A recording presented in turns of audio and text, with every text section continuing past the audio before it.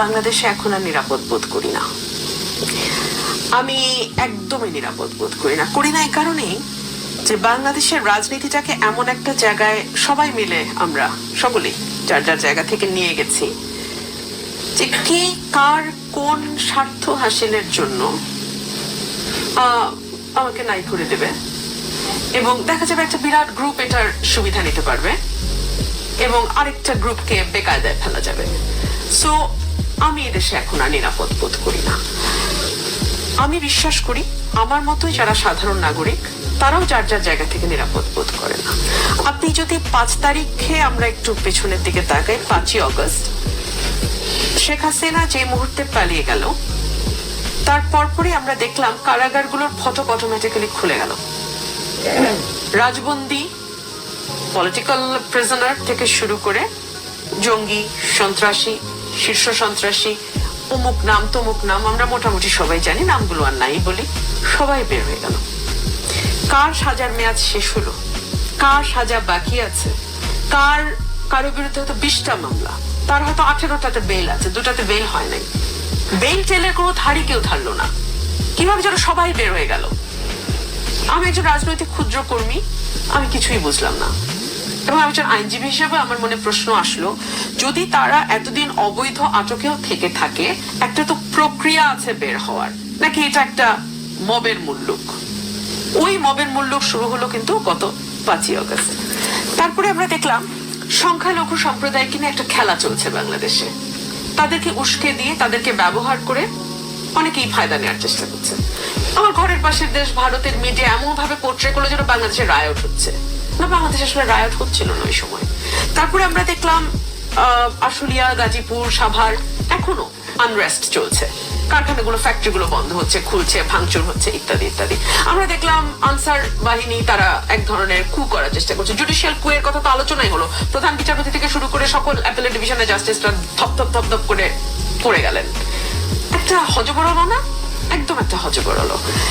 তো এটার মধ্যে আসলে আমরা কি আইনের শাসনের কথা বলবো আর কি রিমান্ডের কথা বলবো? রিমান্ডের ব্যাপারে আমি আইনজীবী হিসেবে এটুকু বলি, বাংলাদেশের সিআরপিসি তে রিমান্ড বলে কোনো শব্দ নাই।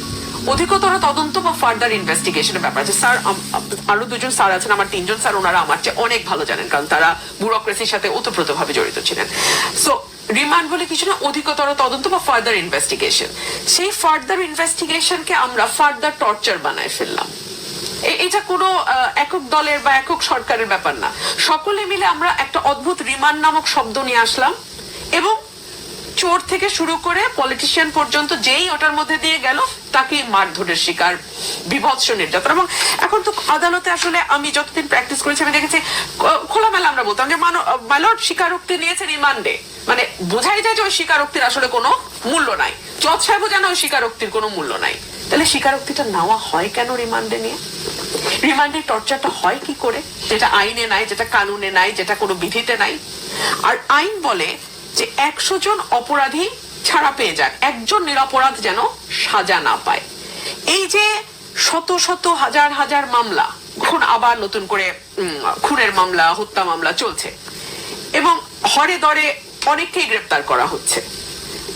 এই গ্রেপ্তার আসলে আমি জানি না কতটুকু আইন মেনে, আইন অনুযায়ী করা হচ্ছে, কারণ অনেককে আমরা দেখতে পাচ্ছি বর্ডার ক্রস করার সময় ধরে নিয়ে আসা হচ্ছে, আদালতে তাদেরকে প্রেরণের সময় আইনজীবীরাও তাদের গায়ে ঢিল মারছেন, ডিম ছুটছেন।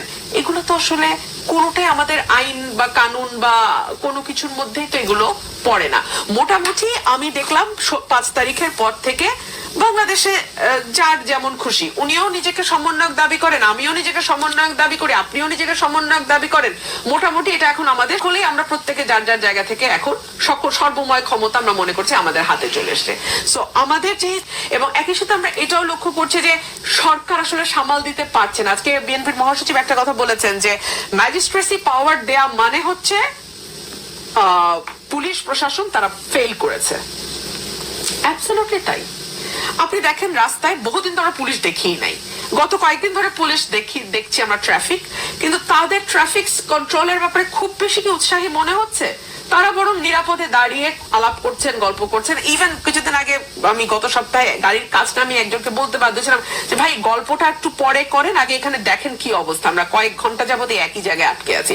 আর পুলিশ ভাইরাও বা কি করবে, কারণ কিছু দূর গেলে দেখি একদল ছাত্র বা একদল যুবক বা একদল তরুণ তারা রাস্তা অবরোধ করে তাদের দাবিনামা পেশ করছে, তাদের কথা বলছে। আমি কিন্তু বাংলাদেশে এখন আর নিরাপদ বোধ করি না।